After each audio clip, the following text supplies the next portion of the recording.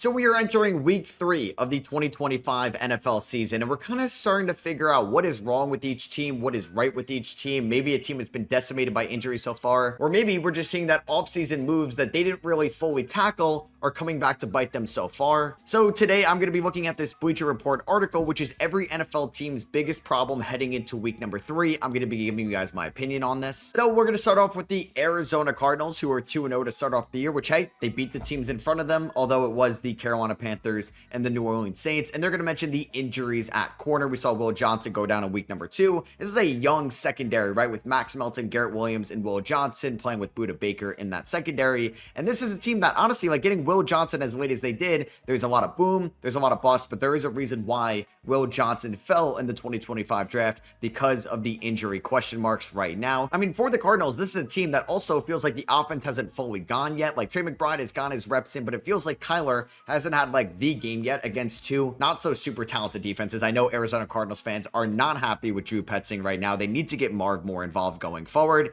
Honestly, we've been saying this though for the last like 2 years-ish with Kyler, so I don't know what's going to get going here in week number 3. They're taking on the Seattle Seahawks. They're taking on the San Francisco 49ers in week number 3. They're going to be most likely without Brock Purdy. So there's a chance the Cardinals are 3-0, but it's going to feel hard to like latch onto this team that's 3-0 unless they just kind of pummel the team in front of them. I mean, there was a chance the Panthers could have came back, but I mean, that offensive, like that last offensive drive where there was like penalty after penalty, man, it was just so hard to watch. Like, still trying to root for Bryce Young and the Panthers going forward. So the Falcons, who are 1-1, they had a nice week 2 bounce back game against the Minnesota Vikings. Their offense also looked a little stagnant. They were running the ball and not really trusting Michael Penix, in my opinion, but their defense looked really good. They finally have a pass rush, right? Like last year, their problem would have been their lack of ability just to get to the quarterback, but the young guys, the offseason pickups, it's looking good so far for the Atlanta Falcons. Hopefully, AJ Terrell isn't going to be out too long for this team. But yeah, their problem is the passing offense. They mentioned that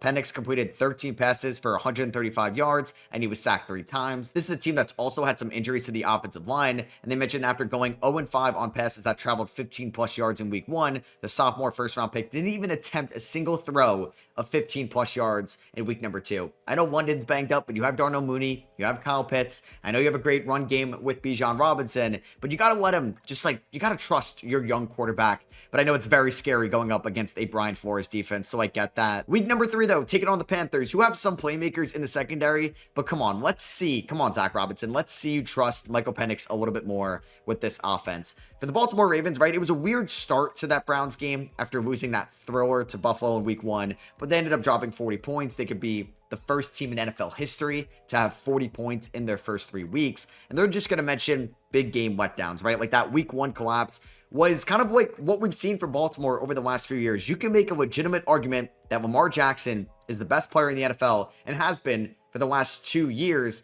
but they're never going to be fully respected on the Chiefs or Eagles levels if they can't get to the Super Bowl, if they can't get it done in the playoffs. We saw Mark Andrews have that massive drop against Buffalo last year. They have arguably the best running back, or number 2 in the league in Derrick Henry. They have a great defense, an elite secondary, and like I said, somebody that you can make a legitimate argument as the best player in the NFL in Lamar Jackson, but they need to win those games like they lost in week number 1 to the Buffalo Bills when they were the better team for 3+ quarters. And speaking of the Buffalo Bills, they are 3-0. They just beat the Miami Dolphins on Thursday night. They're going to mention the problem is the depleted defense. Yes, they were without Ed Oliver, Matt Milano, Taron Johnson in that game as well. They're playing a lot of young guys, a lot of new rotational players on that defense. It is weird though, because you kind of look at what's gone on with Josh Allen and this passing offense, where like this was his passing chart for week number 1. Not a lot of throws went more than 10 yards. You could see them here, basically just 2. And a lot of people make some really good points on Twitter as well, where if you remember watching Tom Brady and the New England Patriots, they would not throw the ball deep a lot either. You're trying to get your playmakers the ball and they can get it done after that. So yeah, their offense looks a little different right now. I mean, James Cook looks like one of the best running backs in football also to start off the year. Just on a fantasy side, I can't believe he went as late as he did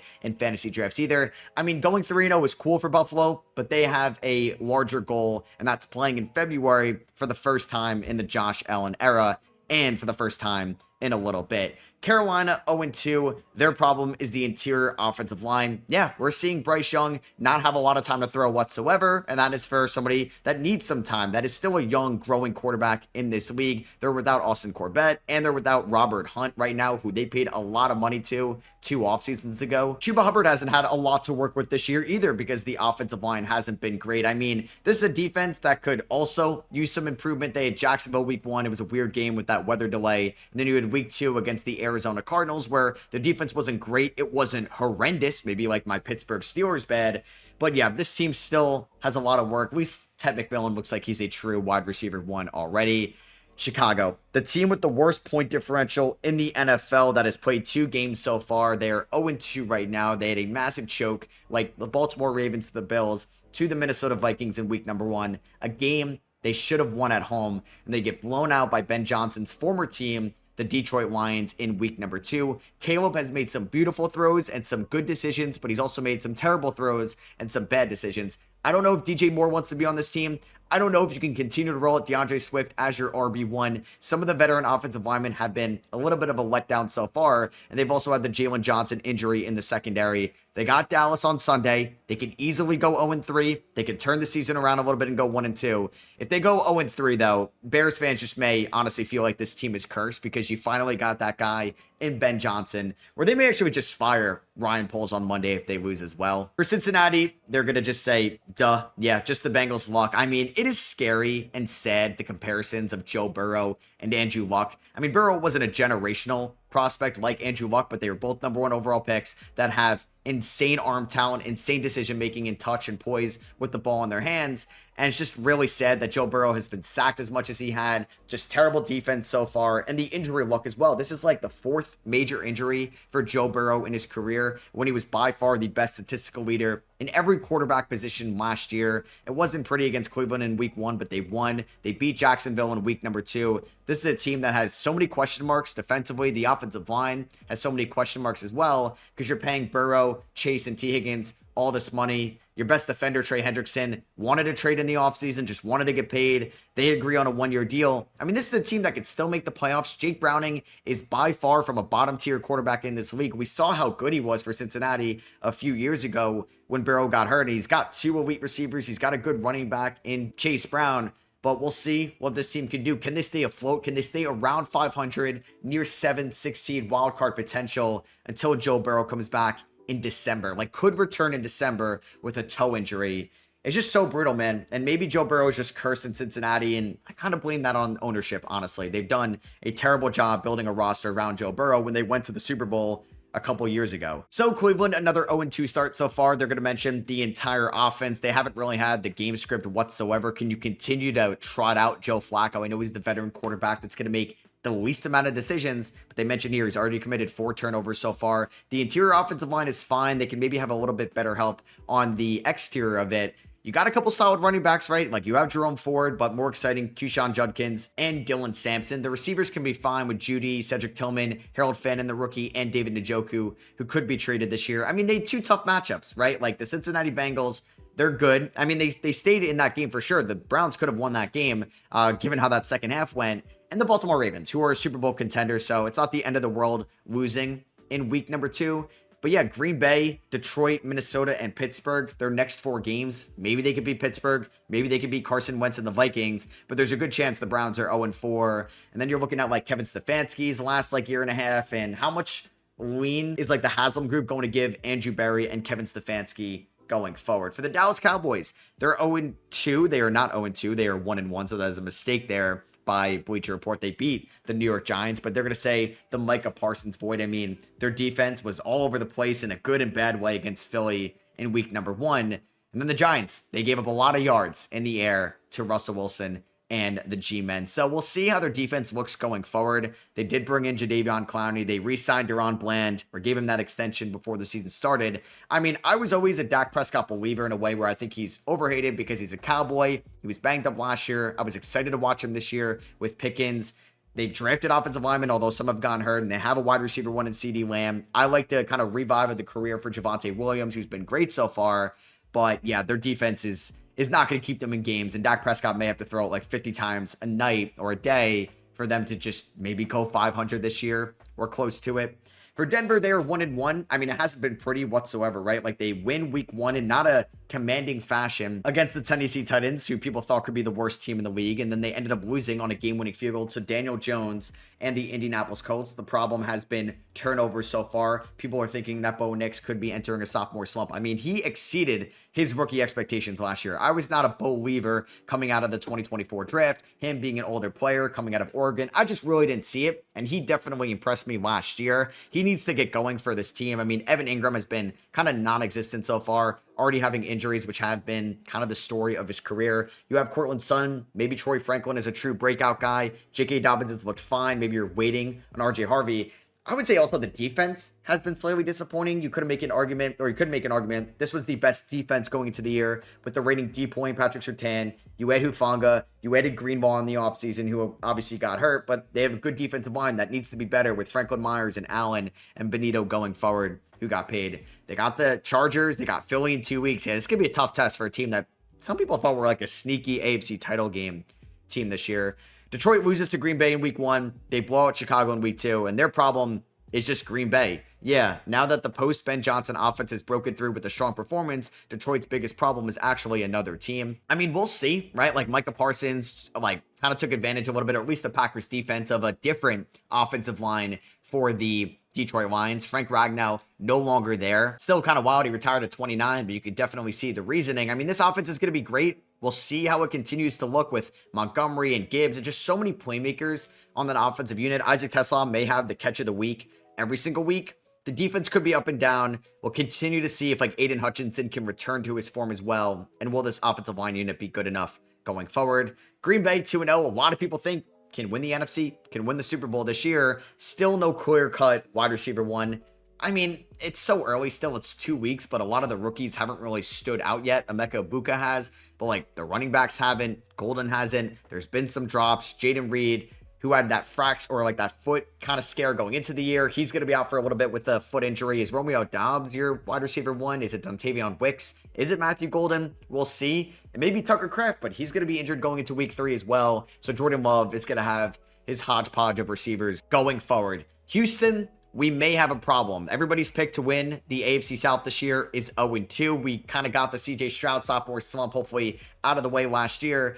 I mean, who would have thought that this team was going to have an offensive line problem? We talked about it all offseason long. Laramie Tunsil gets traded to Washington. They don't invest in an offensive lineman in the first round. Joe Mixon just kind of gets hurt out of nowhere and may just miss the whole year. So it's Woody Marks, the rookie, and Nick Chubb running the ball. They're without Christian Kirk. They're relying a lot on the rookie receivers next to Nico Collins with Tank Dell out. I still like this defense a lot, and they looked good against Tampa Bay, who maybe has their own offensive line issues as well. I love Daniel Hunter. I love that young secondary, although Stingley has been so far this year. So yeah, they got a new offensive coordinator with Slovic out. We'll see how they look going forward, but their offense has not been pretty so far, right? Losing to the Rams, a good team in week 1. The Bucs, a good team in week 2. They have the Jags in week 3. Nico Collins usually goes off against the Jags, so we'll see. Indianapolis, a little bit more positive here for a team. They're 2-0 right now. They have the injury bug issue. Chavarius Ward, who they signed in the offseason, has a concussion. Their first-round pick from a few years ago, Leatu Latu, has a hamstring injury. Jalen Jones has a hamstring injury as well. And same with Tyler Warren, who I mentioned that the rookies have been not struggling, but getting their feet wet. Tyler Warren looks like one of the best pass catchers already so far. He looks like a nice target favorite for Daniel Jones. They should be getting Josh Downs this week or back this week as well. They have Michael Pittman. They have Adonai Mitchell and the deep threat in Alec Pierce. They've lost some offensive linemen in the offseason, but Jonathan Taylor looked great in week number 2 against a good defense in the Denver Broncos. I mean, yeah, the injury bug. I think you'll take that right now. If you would have told a Colts fan they're going to be 2-0 to start the year and Daniel Jones was going to be second in passing yards, you'd been like, what? We're the vibes are changing in Indianapolis with the Pacers game 7 of the NBA Finals and the Colts off to the start. Jaguars are 1-1. The problem is the passing game isn't clicking. It's been kind of weird. Just kind of weird with Brian Thomas Jr., Trevor Lawrence, Liam Cohen over there in Jacksonville. They traded Tank Bigsby after week 1 to Philadelphia. They mentioned that Lawrence has completed just 58.9% of his passes and has just 6 completions on 15 throws that have traveled 15 plus yards. A big factor, a league high 9 of Lawrence's throws have been dropped, including 3 by Brian Thomas Jr. So I'm sure if you own BTJ in fantasy, you're definitely disappointed so far. There's some weird things on film with middle of the field balls. He's scared it may be a hospital ball. Like Trevor Lawrence is maybe not giving him the best chance, but also it's a mutual way. Like Brian Thomas Jr. has dropped some catchable balls this year, and Travis Hunter was really non-existent against Cincinnati in week number 2, playing more corner. So we'll see what happens going forward, because this offense has all the talent in the world. Tudor, Etienne in the backfield, Lawrence, who I still believe in, that could be a top 10 quarterback in this league. But we'll see going forward. Week 3 against Houston. Houston could go 0-3. This could be a massive win for Jacksonville if they can win it.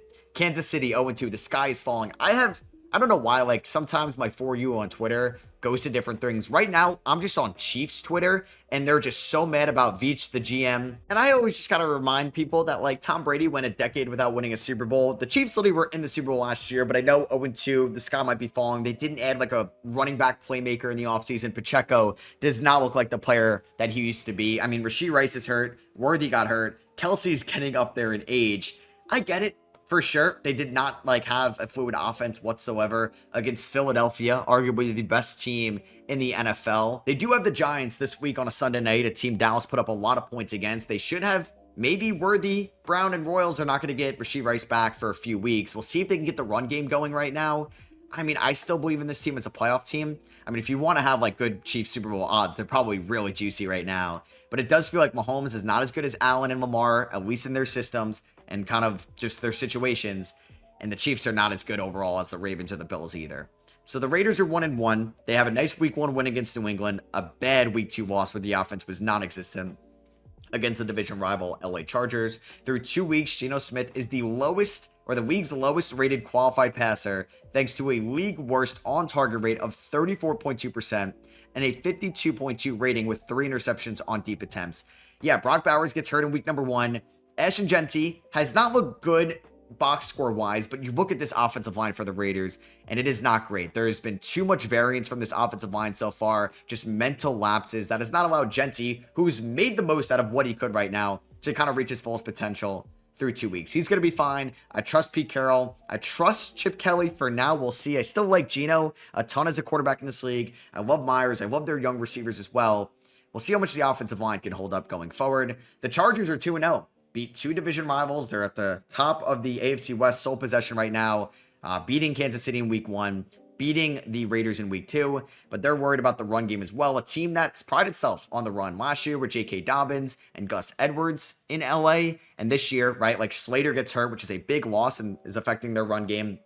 And Marion Hampton hasn't really gone going. He had a fine week 1. Disappointing week 2. Najee's not really been existent for this team so far. And Keenan Allen's been, and Quinn Johnson have been like the top 2 playmakers for the squad. I do think they're in a fine position. I think Marion Hampton's going to get better over the course of the year, and they'll be just fine. The Rams are 2-0. 2 nice wins so far. Beating the Houston Texans in week number 1 was a great win. And then in week number 2, taking care of business against the Tennessee Titans. Devontae Adams had his first really good game for the Rams. Stafford's got 2, maybe a weak target still. We'll see how much the run game can get going. I still like this run defense as well. They think the problem is too many eggs in the 2 receiver basket. I think that's fine. I don't think this is like an Allen Robinson 2.0 situation. Yeah, Miami, 0-3. They lose to Buffalo on Thursday night. Nobody really expected them to win this game. Tua made some nice throws, but also made some bad throws. And we're just starting to feel like he isn't the guy going forward. They mentioned the problem is a long-term financial obligation to Tua. People call him Tua, turn the ball over.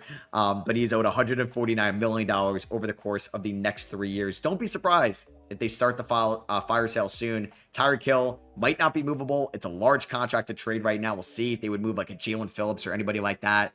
It's a shame because I still like Waddle. I mean, the offensive line is still way too inconsistent. Maybe it's the game planning. We just have too many like running back swing passes to A-Chain, but I get it for what they're trying to do going forward. I also get it if Tua is just like not scared to be out there, but just doesn't want to take any major hits, does not want to absorb contact, given the head injuries he's had. I thought Mike McDaniel actually called an all right game on Thursday night. I mean, it's like the best team in the league in the Bills on the road. Only so much you can do. Minnesota's 1-1. The problem is the offensive injuries. So Aaron Jones is out. JJ McCarthy's out. Christian Darrisaw is out right now. Jordan Addison, they mentioned, is suspended. We're watching Carson Wentz play Jake Browning this Sunday. It's just a crazy matchup. McCarthy looked good for 1 quarter out of 8 this year. He looked great in the 4th quarter against Chicago. Terrible in the first 3. And terrible for most of the game against the Atlanta Falcons. This team has way too many playmakers to be a non-playoff team this year with as good of a defense, as smart of a defensive coordinator, and an overall head coach in Kevin O'Connell, and defensive coordinator I mentioned in Brian Flores. Could we see a Kirk Cousins reunion? Could we see Russell? I don't know. Could we see Minnesota make a trade, or do they fully believe in Wentz and JJ McCarthy going forward? New England, they're 1-1. Nice win against Miami. Bounce back win after losing to Vegas in week 1. Problem, defensive lapses. They've been without Christian Gonzalez so far with an injury. They waived Jabril Peppers right before the season started. They have a lot of new names on that Patriots defense. Milton Williams got a lot of money. Harold Landry, Robert Spillane, Carlton Davis as well. I think it's some time for these guys to get going as well. So we'll see. A lot of people think they could be a playoff team, or at least thought going into the year. They still need a wide receiver one, in my opinion. I don't think it's Stephon Diggs right now. The Saints are 0-2, but some problems, mistakes. Spencer Rattler's actually looked okay. For somebody that has Tyler Shuck in Dynasty, I wanted to see him right away. But no, Spencer Rattler looks like he maybe can be something in this league. It was against the Cardinals in week 1 and a banged up Niners team in week 2. But still, I think they made some plays. Maybe Kellen Moore has something over here in New Orleans. Demario Davis looks like he's 25 out there as well. But yeah, we'll see if those mental mistakes will cost them going forward. Can they maybe get back on track? Like maybe, I don't know. Are they going to start off 0-4? Can they get to a win before then? We'll see. The Giants are 0-2. Just a gut-wrenching loss to the Giants. A game-winning field goal by Brendan Aubrey. Game-tying field goal to send it to overtime as well. And it's an inability to finish drives. It was so hard to watch the Giants in week number 1 against the Commanders in the red zone. It was a little bit better in week 2, but it was more just like deep balls from Russ to Wandale or Malik Neighbors. I want to see more Scatterbo in the goal line. That's just what I want to see going forward. Let's just give the ball to your bowling ball of a running back. The Jets, man, vibes were high in week 1. I know they lost to the Steelers, but they were kind of the darlings after week 1, and it came back to reality real quick to the Bills in week 2. Maybe the worst performance all year by a team in week number 2. And then Fields gets a concussion, unfortunately. Problem is the quarterback. Tyrod Taylor, 36 years old. We'll see if it's any better. Taylor, there's a reason why he's still in the league. He's a solid veteran quarterback, playing a good Bucs defense in week number 2, though. It may be scary. Eagles are 2-0. They've been a hot topic this week with the tush push, and the league said they should have been called offsides, but I'm on the side where, they should have called offsides, yes, but if it's a legal play, you really can't complain about it. It is a legal play. They're better than everybody else around it. You got to let them keep doing it, right? If you can get an automatic 1 or 2 or 3 yards, I would do it as well. You would love it if it was your favorite team. But yeah, you got to be a little bit concerned about this Eagles offense involving A.J. Brown, Jalen Hurts, and Devonta Smith so far. Just, as they mentioned, a lack of explosive plays. I think it'll be fine. It'll get going. I think you just need that 1 week where A.J. Brown gets 140, Devonta Smith gets like 90 yards, and now we're starting to feel that this can be the most dynamic offense once again in the NFL. My Pittsburgh Steelers. The defense was not good against Fields in week 1, and it was maybe worse against Kenneth Walker and Sam Darnold in week number 2. Just too many defensive misalignments. You're asking Jalen Ramsey to do way too much in one-on-one coverage against JSN over the middle of the field. Yeah, I don't know what's going on right now with the run defense. Like, TJ Watt's been great in the run, but everybody's running it away from TJ Watt, where Cam Hayward needs to step up. Keanu Benton has been pretty bad this year. Alex Highsmith recently got hurt. We may see Derek Harmon in week number 3, but are we asking for a rookie who sprained his MCL in preseason to be the savior for this run defense? The linebackers, Patrick Queen is getting paid way too much money. He needs to be better. The secondary needs to get better. I know Elliott and Porter were hurt in week number 2, but the run defense is embarrassing so far to Breece Hall, who was non-existent in week 2, and Kenneth Walker, who was non-existent in week number 1, but both of those guys had monster games against the Steelers this year. San Fran, 2-0. Injuries again, dude. Brock Purdy, he's kind of been unlucky so far in his career with injuries. George Kittle gets hurt. Again, Ayuk out with an injury. Juwan Jennings might not play in week number 3. Trenton Williams hurt. McCaffrey, you always got to worry about him as well. Yeah, they're 2-0. They have an interesting game against Arizona in week 3. Winner could be at the top of the NFC West, depending if LA wins or not. We'll see if this team is for real going forward, because they had the season from hell last year with all the injuries, maybe a Super Bowl losing hangover. We'll see if they can get back on track. But Mac Jones looked all right. It was against the Saints, though, but the Saints' defense hasn't been that bad this year. Seattle, 1-1. Injuries in the secondary right now with Julian Love and Nick Warrior, the rookie, being held out of practice right now with an ankle and a hamstring injury. And this can be one of the best secondaries in the league if everybody can stay healthy going forward. But you got to be thrilled watching Sam Darnold in week number 2, where you were kind of scared in week 1. Did we move on from Geno for this? And then he really kind of showed everybody that, he's still the Sam Darnold of last year going forward, and him and Clint Kubiak could be something there in Seattle. Tampa Bay, Baker Mayfield's lows, interesting. He's yet to throw an interception, but he's tied for the NFL high 16 picks last year, right? And it committed for 6 turnover-worthy plays so far this year. So he's kind of lucky that he has 0 interceptions. I'm worried about this Bucs offensive line. It has turned into one of maybe the worst offensive line units in the league. They should get Wirfs back at some point. They're going to get Godwin back at one point as well. They've lost Kalijah Kancey, their former first-round pick for the year. They have been decimated by injury so far, but man, Baker's like game-winning drive against Houston, like he still gets it done. I'm a big Baker fan. Tennessee 0-2. Let Cam Ward just, I don't know, sling it, man. Like, you're not going to win a lot of games this year, but I want to see the development from the rookie quarterback. Odds are Brian Callahan or most of this team, like coaching staff, will not be back next year, but a lot of their pass catchers have not given any help, especially Calvin Ridley, to the Titans so far. The run game, I mean, it's been fine. I like their offensive line, which they've invested a lot in free agency in the draft in recent years, but we need to see, yeah, like they said, more support for Cam Ward. And finally, the Commanders, the defensive vulnerabilities. That's a big reason why people thought they could see a little bit of regression this year. Jaden Daniels is already going to be hurt this week. We're going to see Marcus Mariota in week number 3. The offenses looked fine. They lost Austin Eckler for the year, but I agree. The secondary has way too many question marks. Bobby Wagner's getting older. They made maybe some questionable decisions on the defensive line in free agency. It's going to be a big couple weeks to see if this Commanders defense can get back on track. And that is going to be for me. I hope you guys did enjoy every NFL team's biggest problem ahead week number 3. We're going to have some really good videos out for you guys next week. Maybe a mock draft, most disappointing teams, and just kind of players so far. Maybe looking back on the big 2024 offseason moves, trades, free agency signings, and seeing how well they're performing so far. So make sure you are subscribed. Drop a thumbs up if you guys did enjoy. Catch y'all on the next one. Peace.